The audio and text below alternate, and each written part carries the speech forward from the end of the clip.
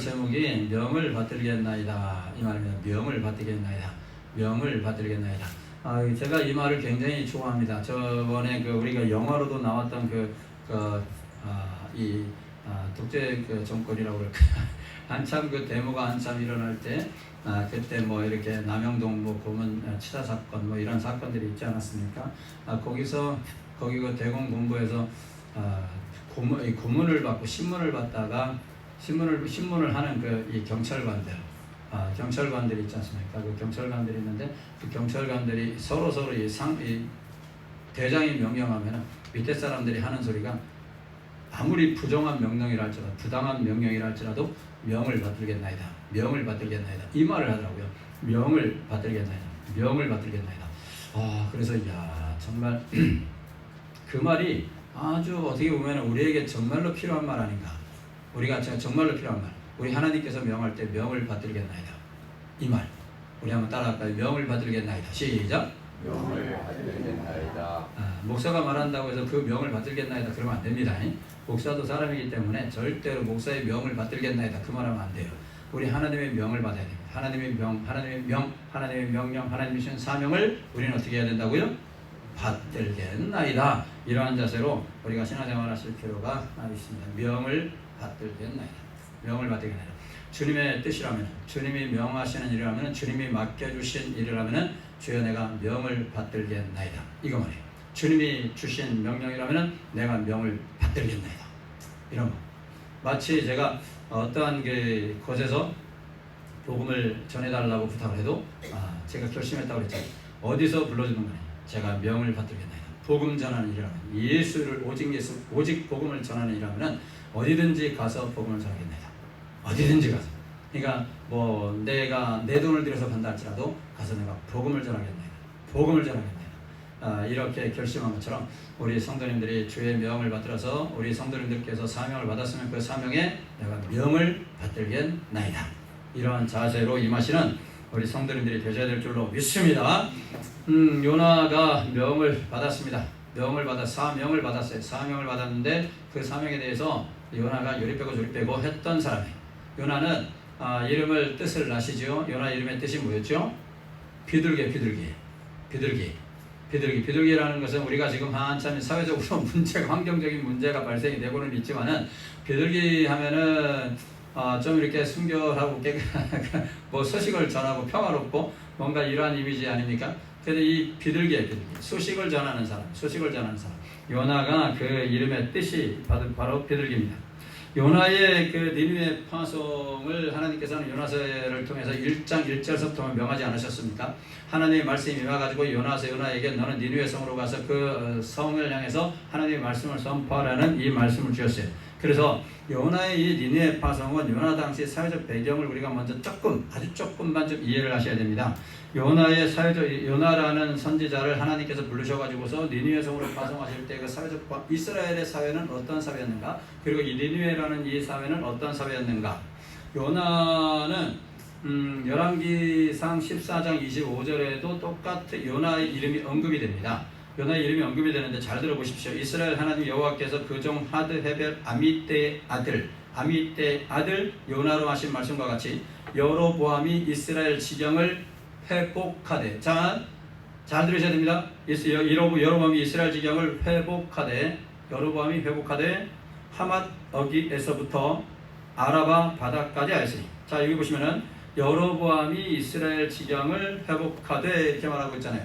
이 예언의 말씀을 보아서 장차 이스라엘이 다시 부강해진다는 것을 알 수가 있습니다. 그리고 그 예언대로 그 말씀대로 여로보암 2세 때에 북이스라엘이 국력을 회복해서 하맛 어기에서부터 아라바 바다 즉 사해가 있는 곳. 요 하맛 어기라는 것은 북이스라엘의 북경 쪽입니다. 북쪽 국경이에요.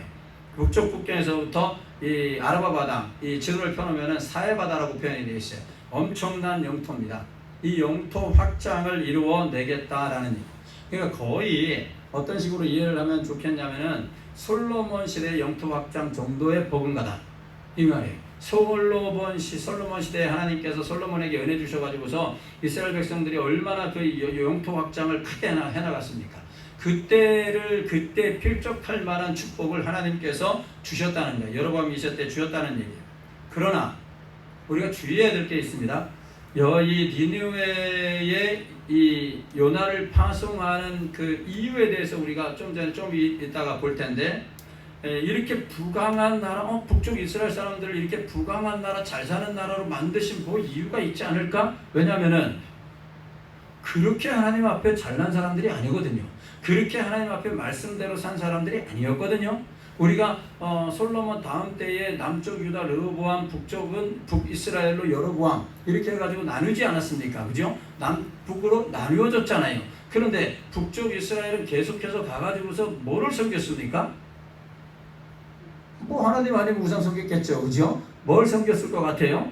우상을 엄청나게 섬겼어요. 엄청나게 우상 섬겼어요. 그래서 하나님께서 이런 북쪽 이스라엘에 왜 부강함을 줬지? 의아하게 생각이 들지 않습니까? 하나님의 말씀을 어기고 뭔가 뭐 우상 딴지를 섬기고 이러한 그 북쪽 이스라엘에게 하나님께서 왜 부유함을 주었을까? 물질적 부유함을 주었을까? 하나님의 대부분의 신학자들이 일치하는 견해가 하나님의 마지막 처방이다. 마지막 처방이에요. 하나님의 마지막 처방. 이스라엘이 위로부터 백성에 이르기까지 범죄한 민족이었습니다. 그래서 이들을 깨우치려고 하나님께서는 많은 징계를 내리셨어요.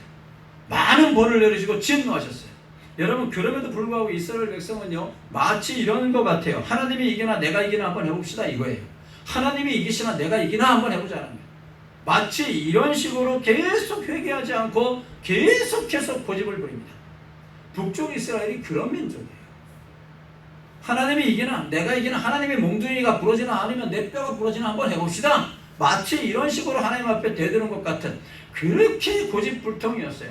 절대로 회개하지 않는 그런 사람들이었어요. 그래서 하나님께서 정말 마음 아픈 심정을 가지고 마지막 처방으로 내리신 것이 뭐냐면은 물질적 번영이에요. 물질적 번영. 이게 왜 그러냐면은 혹시라도 하나님의 사랑을 깨닫고 돌아오지 않을까? 이런 기대입니다. 이런 기대. 여러분, 그러나 이런 기대는 끝내 돌아오지 않았죠. 이런 배경 속에서 요나를 니느웨로 보내시는 하나님을 우리가 볼 수가 있습니다. 하나님께서 요나를 니느웨로 보내십니다. 이스라엘은 번영을 주셨는데 니느웨로 보낸다? 여러분, 이해를 하셔야 됩니다. 니느웨가 번영하면은 누구에게 손해냐면은 북쪽 이스라엘이에요. 니느웨가 번영하면 아수르라는 나라가 아수르에서도 니느웨니까 아수르가 번영하면은 북쪽 이스라엘이 타격을 받는 거예요. 이쪽이 치고 들어오면 어떻게 할 거예요? 그러니까 굉장히 요나 입장에서는요, 요나는 정말 국민적 영웅과 같은 사람이에요. 내가 이 악역을 맡을 수 없다 이 말이에요. 자, 그럼 우리가 구체적으로 하나님께서 니느웨로 요나를 보내신 두 가지 이유가 있습니다. 두 가지 이유가 있는데, 그 첫째는 뭐냐면은 우리 앞에 있는 거 한번 읽어볼까요? 그 첫째 이유가 뭐예요? 시작! 이스라엘을 깨우치게 하시기 위함. 이스라엘을 깨우치게 하시기 위함이었다라는 얘기. 여러분, 니느웨는 대단히 큰 성입니다. 어린아이만 우리 요나서 4장에 가서 보시면은 박농쿨의 교훈을 통해서 우리 하나님께서 말씀하시는 게 있잖아요. 이 니느웨에는 좌우를 분별하지 못하는 몇 명이 있다? 12만 명이 있다. 12만 명의 어린아이가 있다 이 말이 한마디로 12만 명이나 있다는 거예요. 그러니까 아마도 전체 인구를 따져보면은 대체적으로 보면 100만 명이 넘는 아주 빅시티입니다. 그러나 니느웨는 악한 도시였다. 악한 도시였다. 얼마나 악했는지요? 오늘 성경에 보니까 그들의 악이 하나님 앞에 상달되었다고 말하고 있습니다. 하나님 앞에 그들의 악이 미쳤다는 거예요. 그렇다면 우리가 생각할 때 멸망시켜버리면 되는 거 아니야? 멸망시켜버리면 되는 거지. 뭐 이게 고민이야? 하나님의 백성도 아니고 멸망시켜버리면 되는 거지 뭐. 사랑하시는 여러분, 여기서 하나님의 원대한 계획으로 놀라운 사랑을 발견하게 되는 것입니다. 결과적으로 니느웨 백성은 요나가 전한 하나님의 말씀을 듣고 회개했습니다. 그죠? 하나님의 말씀을 듣고 회개했어요. 이 회개하는 니느웨 백성을 보면서 이스라엘을 깨우치려는 것입니다. 내가 그토록 아까도 말씀드렸지만 이스라엘 백성들이 그렇게 우상 숭배해도 하나님께서 계속해서 징계하셨잖아요. 선지자들을 계속 보내셨잖아요. 계속 선지자들을 보내가지고서 너희를 깨우치고 또 깨우치고 했는데 너희는 그야말로 그냥 고집불통으로 고집만 부렸다. 물질적 번영을 주었는데도 불구하고 하나님 앞에 하나님의 사랑에 녹아들지 않고 하나님의 사랑을 이해하지 못했다는 거예요. 자, 그런데 봐라. 니느웨는 요나 한 사람을 보내고 그것도 요나가 열정적으로 전한 것 같지도 않아요. 하나님의 말씀을 열정적으로 전한 것 같지도 않은데 말씀 한마디 듣고 니느웨 사람들은 왕에서부터 백성에 이르기까지 전부 다 죄를 짓고 죄를 뒤집어쓰고 회개하지 않더냐? 이 악한 백성도 요나의 말을 듣고 회개하는 것을 봐라. 너희가 얼마나 악한 백성인지. 그래서 하나님은 요나를 니느웨로 보내신 것입니다. 보고 좀 니느웨 백성들이 회개하는 거 보고 니느웨 백성들이 말씀 앞에 돌아서는 거 보고 너희 좀 깨우치라는 거예요. 너희 좀 깨우쳐라. 그곳에서 일어난 부흥의 역사를 보고 좀 부러워하고 좀 자신을 좀 돌아봐라. 자신을 좀 돌아보면서 하나님께 돌아오라는 것입니다. 그래서 하나님께서는 요나를 니느웨로 보내신 거예요. 이스라엘 백성들을 뭐하게 하기 위해서? 깨우치게 하기 위해서. 자, 또 하나 이유가 있어요. 요나를 니느웨로 보낸 또 하나 이유가 뭡니까? 우리 같이 또 읽어볼까요? 시작. 니느웨 백성을 사랑하기 때문에 사랑하시는 여러분, 하나님께는요 소중하지 않은 사람이 한 사람도 없습니다. 할렐루야. 이 나라 사람도 소중하고 저 나라 사람도 소중합니다. 니느웨 백성도 소중하기 때문입니다. 요나는요 니느웨 백성의 악독함을 알고 있기 때문에 그들이 회개하고 하나님께 돌아오는 것이 마음에 들지가 않았어요. 그 악한 백성들이 왜 회개합니까? 우리나라를 그렇게 괴롭혔던 민족이 왜 회개합니까? 그래서 왜 그들을 다시 회복시키려고 하십니까? 그들은요 가만히 놔둬도 멸망당할 것인데 왜 내가 굳이 가야 합니까?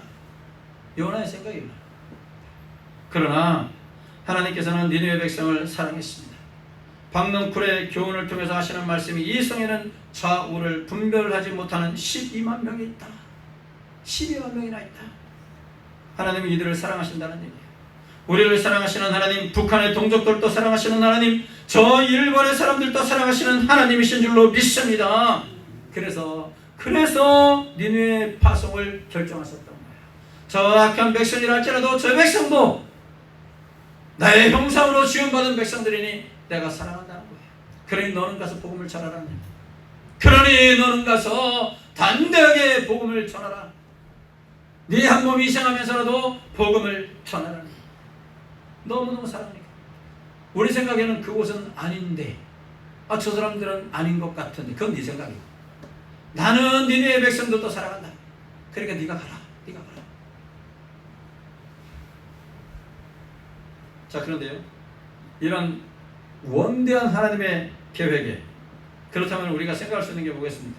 요나가 할 수 있는 말과 행동은 요나가 무슨 말을 해야 됩니까? 하나님의 원대한 계획과 사랑 앞에 요나가 지명해서 파송을 받았습니다. 그러면 요나는 무슨 말을 해야 됩니까? 오늘 설교 제목대로 무슨 말을 해야 할까요? 명을 받들겠나이다. 이 말을 해야 될 거 아닙니까? 하나님의 계획을 말했고 하나님께서 지시하셨기 때문에 주여 명을 받들겠나이다. 그런데 명을 받들기는 요나는 도망쳐버렸어요. 요나가 도망치는 것을 보면서 우리가 생각할 수 있는 게 요나가 가지고 있는 이 무서운 세계관, 아주 무서운 세계관을 발견할 수 있어요. 너무너무 무서운 세계관. 여러분, 세계관이라는 것은 참 고치기 어려워요. 저도 이번 학기 때 우리 신대원 2학년 학생들에게 성교와 문화라는 이 과목을 가르쳤는데 그게 이제 세계관에 관한 문제예요. 문화에 영향을 미치는 가장 밑바닥에 있는 게 월드뷰거든요. 그래서 이 부분을 한 학기 가르치는데 저도 얼마나 많이 연구를 했는지 몰라요. 그래서 성교의 최종적인 목표가, 복음을 전하는 최종적인 목표가 뭐냐면은 그 사람이 갖고 있는 생각을 뜯어고치는 거예요. 세계관을 뜯어고치는 거예요. 이게 바로 성교의 최종 목표거든요. 세계관, 가지고 있던 세계관. 이미 세상을 바라보는 눈, 그 시야를 완전히 뜯어고쳐가지고 성경이라는 안경을 씌워주는 거예요. 성경이라는 안경. 이게 바로 세계관에 대한 학문이에요. 좀 이렇게 좀 어려운 부분이지만 제가 주로 관심을 갖는 부분이 바로 이 부분이에요. 이 부분. 현대인들의 세계관은 어떻게 되는가? 도시인들의 세계관은 어떤 생각을 가지고 있는가? 뭐 이러한 것들. 근데 정말로 어려워요. 세계관이 바꾸는. 세계관을 바꿀 수 있는 단 한 가지 방법은 뭐냐면 말씀이 들어가는 수밖에 없어요. 성령의 역사로 부딪히는 것. 근데 그 외에는 토론을 가지고 이론을 가지고 어떤 다른 학문을 가지고 변증하고 논증하고 토론하고 아무리 해봐도 안 돼요.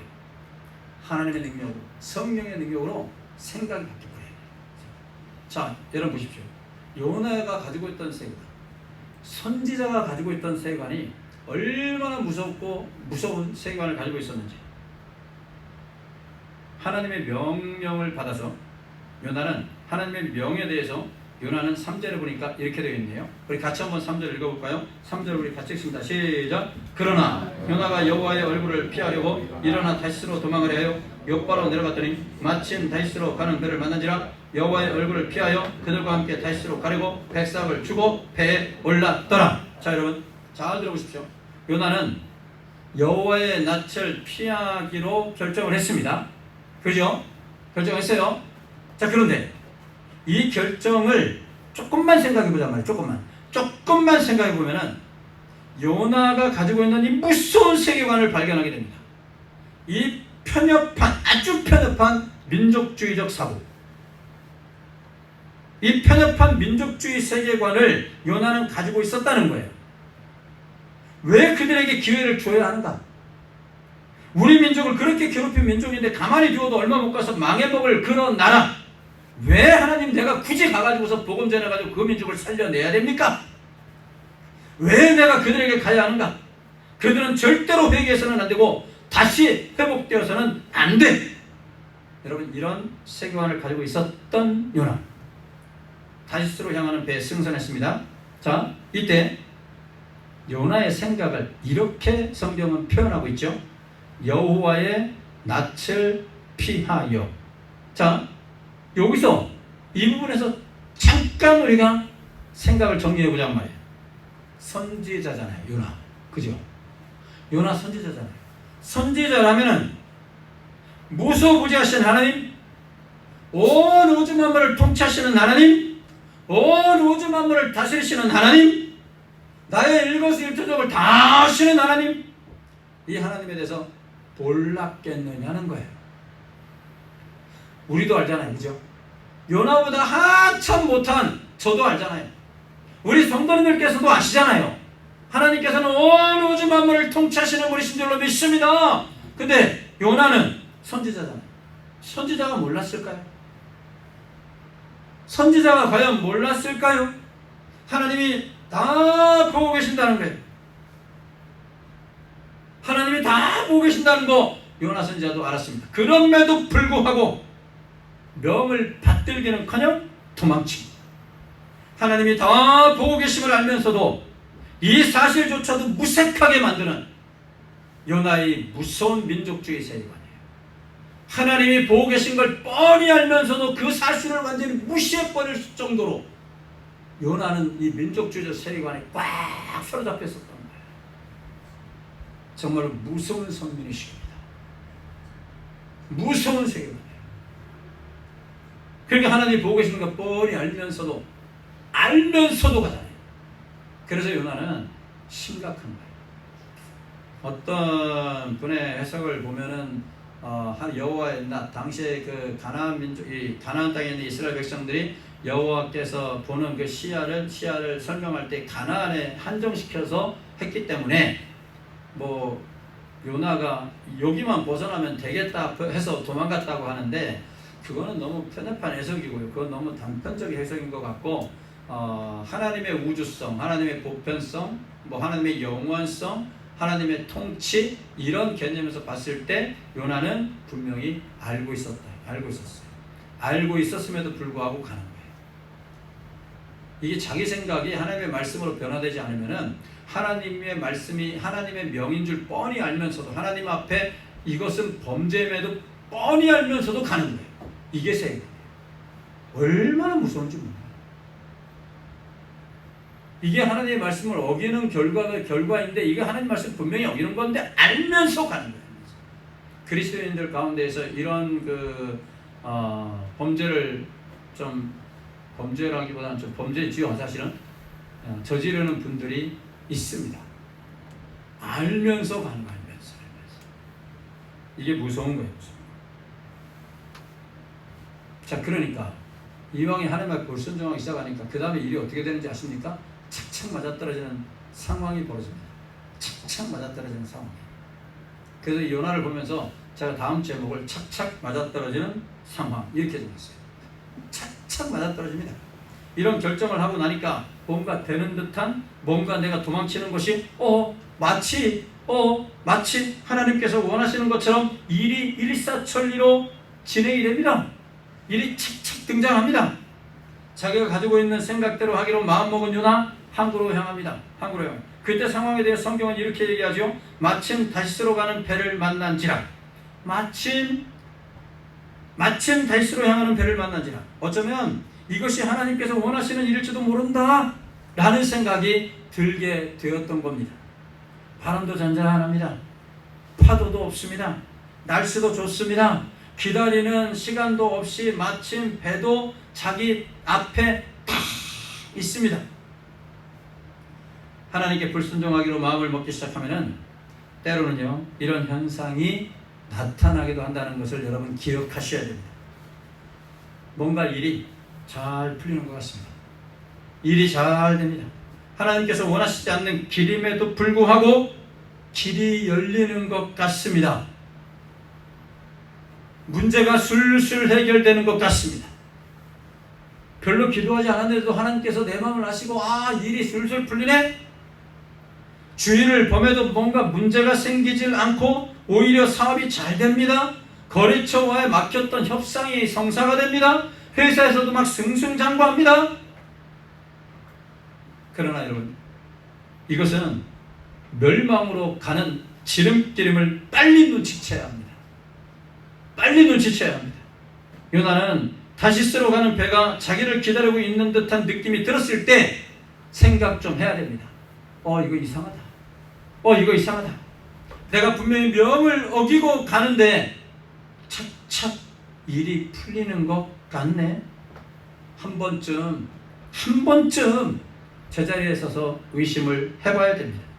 하나님의 명을 어기고 떠나는 나를 데려다 줄 배가 기다리고 있을 때 하나님의 뜻이 무엇인지 확인도 하지 않고 덥석 승선해 버리면은 그때부터 내리막길로 치닫게 되는 겁니다.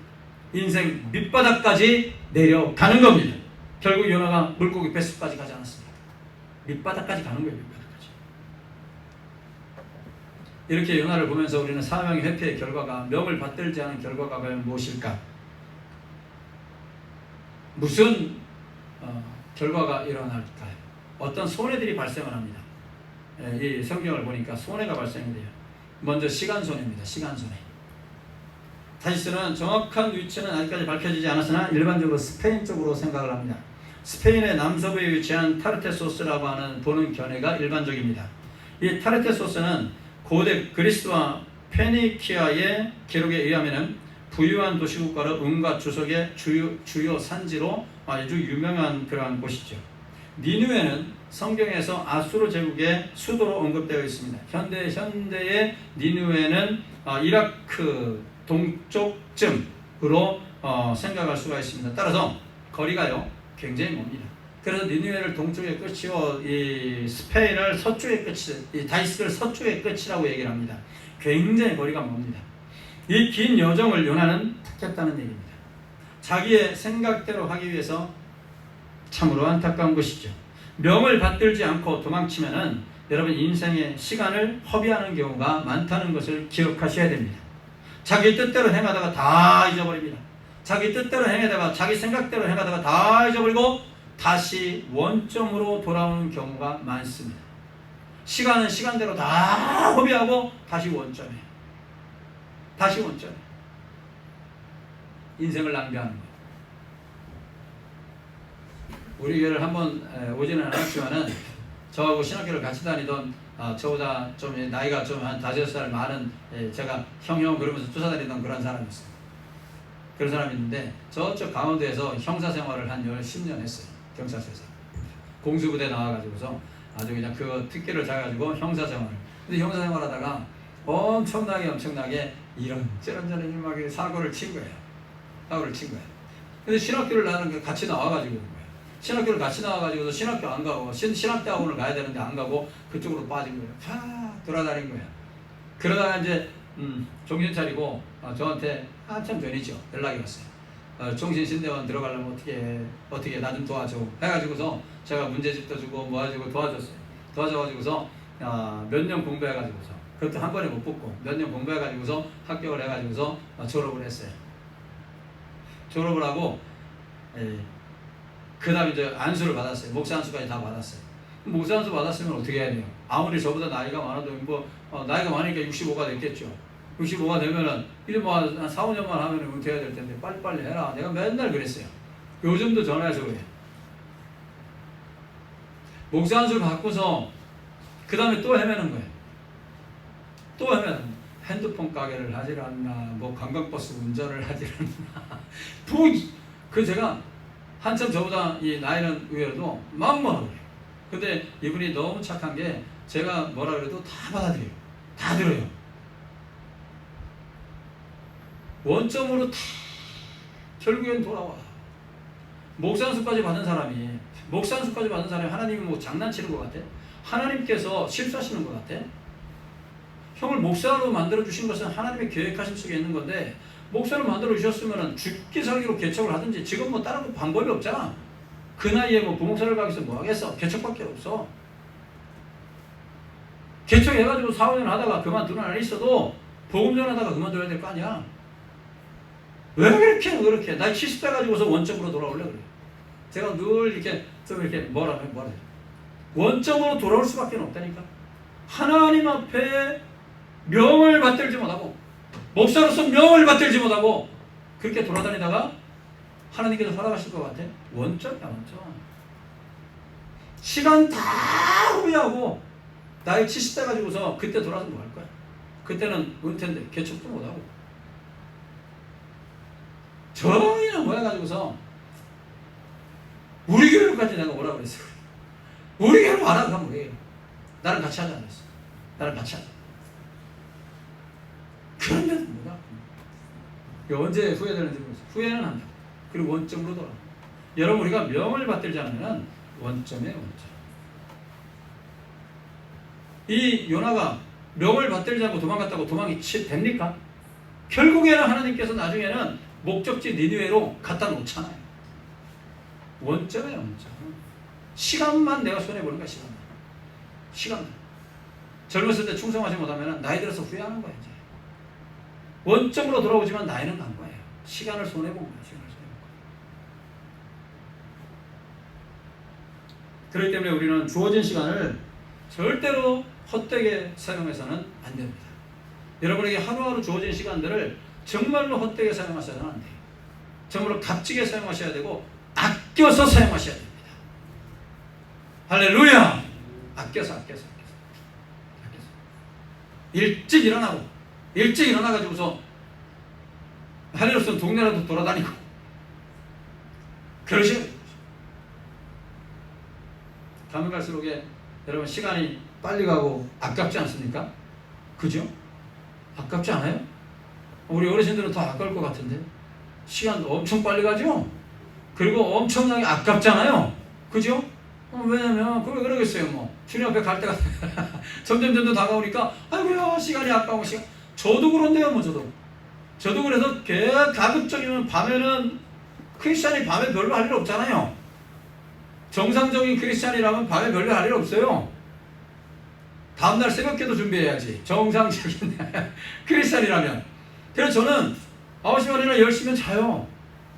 그리고 새벽에 일어나 새벽 예배 드리고 그때부터 저는 시작해요. 밥을 씻고 다 가요. 그러니까 하루를 일찍 시작하는 거예요. 누구보다도 일찍 시작해요. 얼마나 상쾌하고 얼마나 좋은지 모르겠어요. 여러분 우리에게 주어진 시간들을 아껴서 하나님의 일을 하는 우리 성도들이 되시기를 예수님의 이름으로 축복합니다. 후회하지 마시고요. 후회하지 마시고. 이 명을 받아들이지 않으면, 명을 거부하면은요, 두 번째로 이 재산의 손해가 납니다. 물질의 손해가 끼쳐지게 됩니다.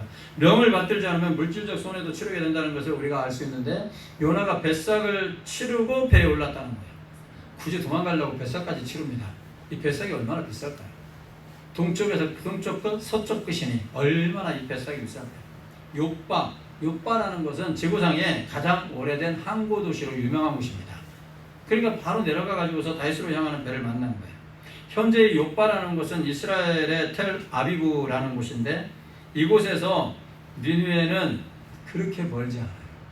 이곳에서 니느웨로 갔다면은 금방 갑니다. 반나절도 안 걸립니다. 금방 갑니다. 근데 니느웨는 동쪽 끝에서 서쪽 끝으로 도망가는 거예요. 아주 엄청난 거리를 이제 도망가는 거예요. 요나가 치른 배값이 얼마일까? 상당히 비쌀 것으로 생각을 합니다. 또한 여러분, 배가 출항을 했습니다. 얼마 되지 않아요. 얼마 되지 않아서 풍랑이 일어납니다. 파도가 칩니다. 결국 배가 부수질 정도가 되자 배에 있는 짐들을 다 바다에 버려버립니다. 선원들이 짐을 다 버려버려, 배를 가볍게 하기 위해서. 여러분, 명을 어기고 도망치면은 처음에는 순조로이 일이 진행되는 듯 해도요, 결과를 보면은 손해가 이만저만이 아님을 깨닫게 되는 것입니다. 오늘 새벽에도 우리가 11조에 대해서 제가 이 말라기 3장을 읽을 차례에 나서 11조에 대해 말씀을 드렸는데, 11조를 안 드린다? 성경은 완전히 그건 도둑놈이라고 했어요.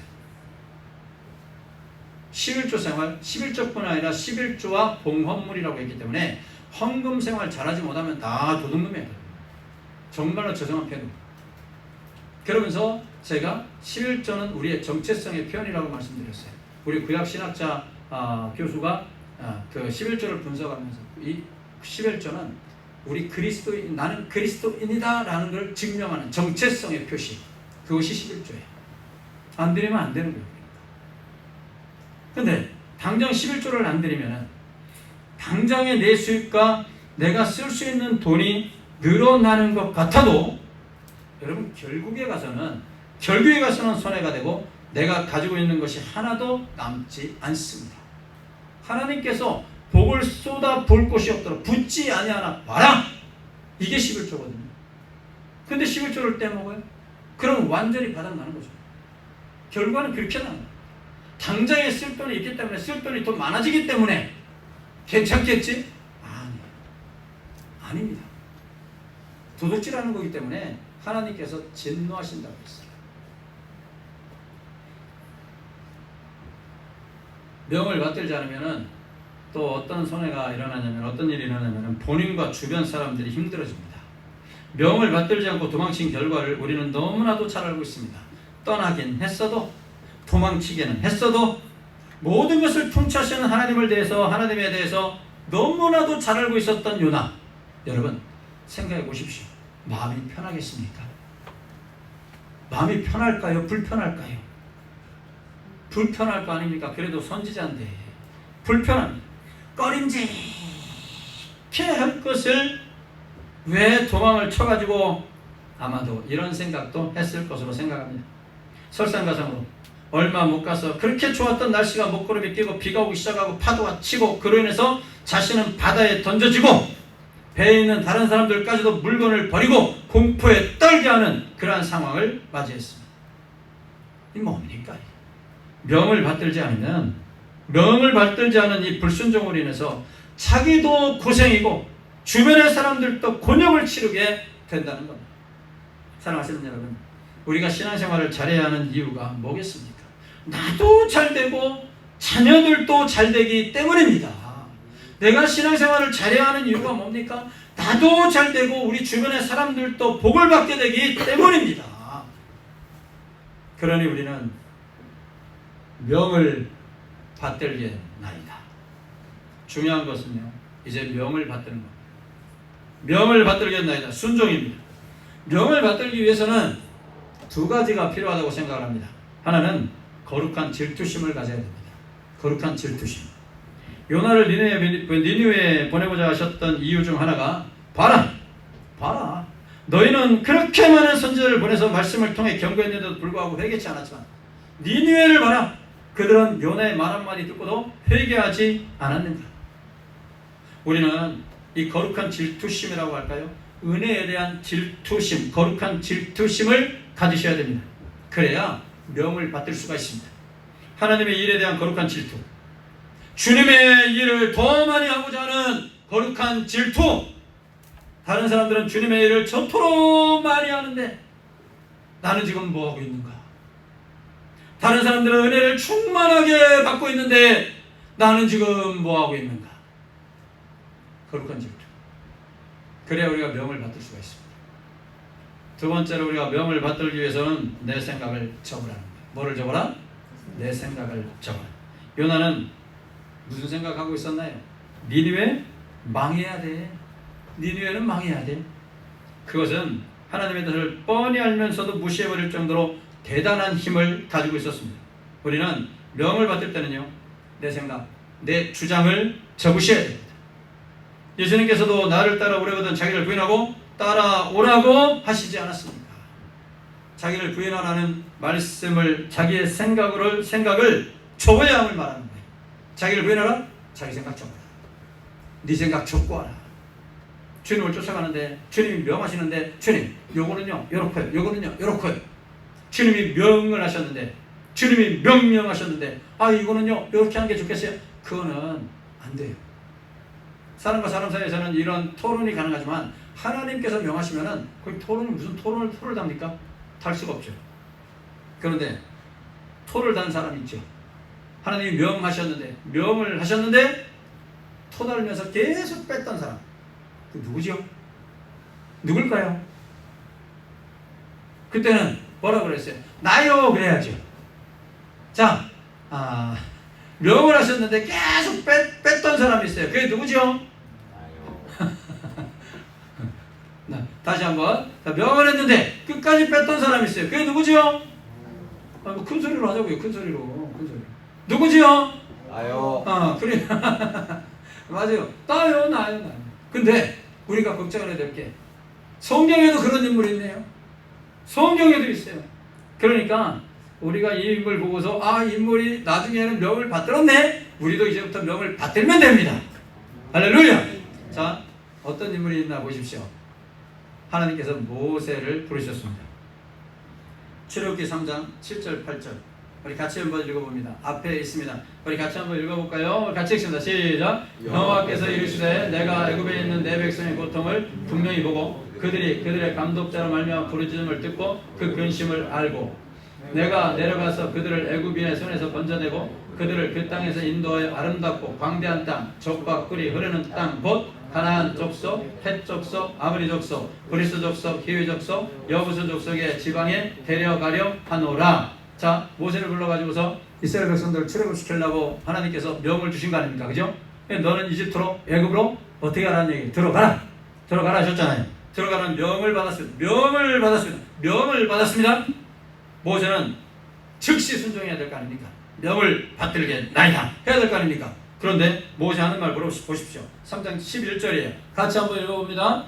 우리가 똑같이 이런 말 하는 수도 있어요. 시작. 모세가 하나님께 아뢰되 내가 누구에게 바로에게 가며 이스라엘 자손을 애굽에서 인도하여 내리까? 내 주제 내가 내 주제. 그리고 또 13절 그리고 11절 받고 13절 같이 읽습니다. 시작. 모세가 하나님께 아뢰되 내가 이스라엘 자손에게 가서 이르기를 너희의 조상이 하나님이 나를 너희에게 보내셨다 하면 그들이 내게 묻기를 그의 이름이 무엇이냐 하리니 내가 무엇이라고 그들에게 말하리까?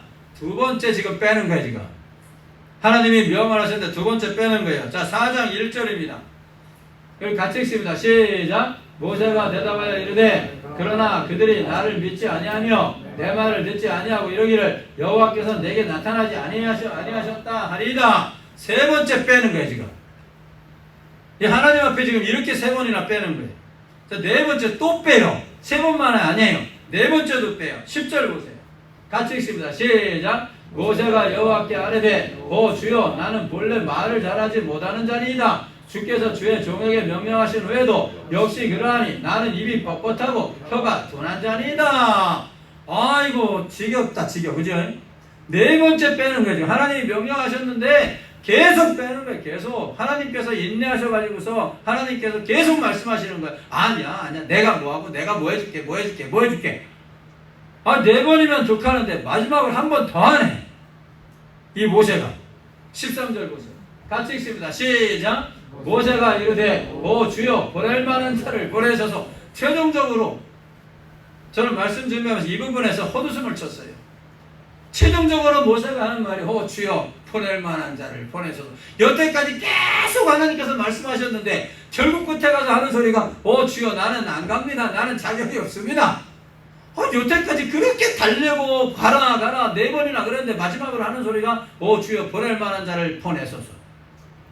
다섯 번째 튕기는 거예요. 다섯 번째 빼는 거예요. 명을 받들겠나이다. 한 방에 순종해도 모자란 판에 나에게 이런 막중한 사명을 주시다니 오 할렐루야 하면서 명을 받들겠나이다.